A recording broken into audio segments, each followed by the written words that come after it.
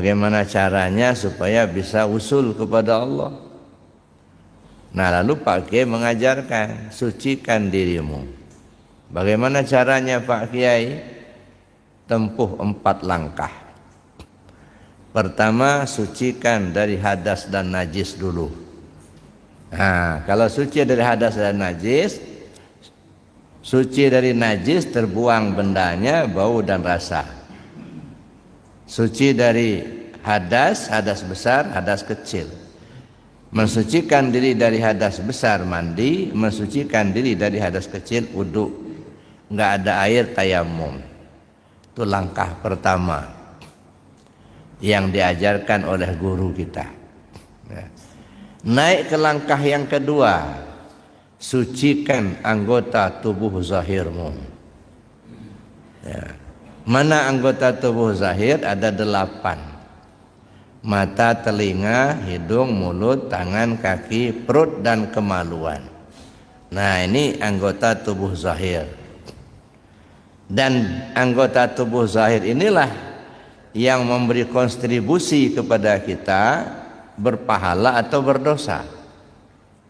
Ketika kita gunakan berbuat baik, maka kita dapat pahala.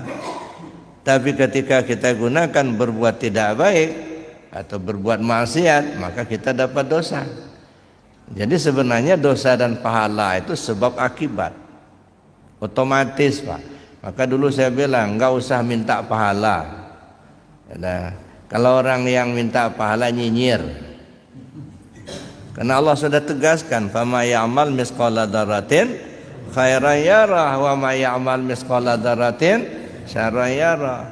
Sekecil apapun perbuatan baik atau buruk yang kita lakukan, pasti ada balasannya. Udah dijelaskan Allah itu. Jadi kalau kita gunakan anggota tubuh yang zahir berbuat baik dapat pahala, digunakan berbuat jahat dapat dosa. Nah, jadi kalau orang minta pahala sama saja mancing ikan dalam ember. Beli ikan mas yang masih hidup di pasar, sampai di rumah ambil baskom, kasih air, lalu ikan tadi kita lepasin.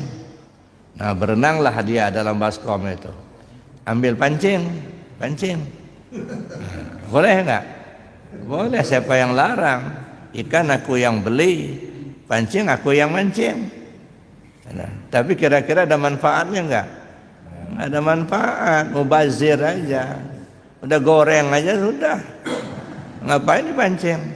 Nah, cuman kita ini gitu, kadang-kadang nyinyir, Pak. Mudah-mudahan apa yang kita lakukan saat ini mendapatkan pahala dari Allah. Kayak nggak percaya aja sama Tuhan.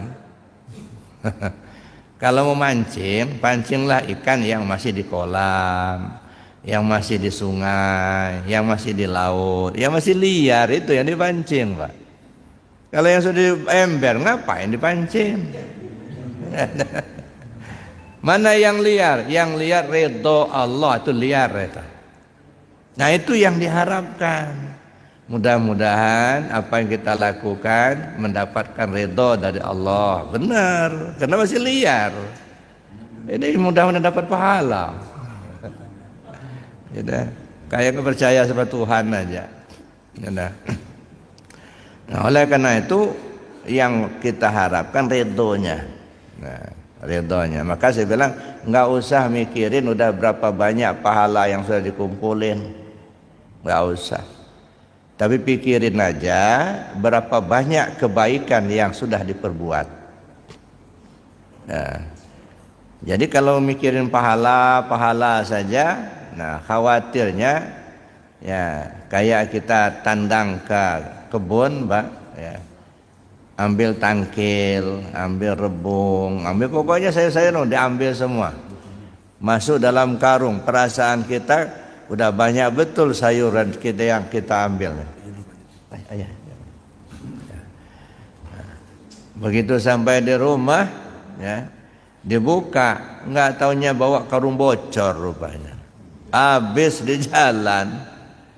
Perasaan kita pahalanya udah banyak benar, nggak taunya bocor karungnya, Pak.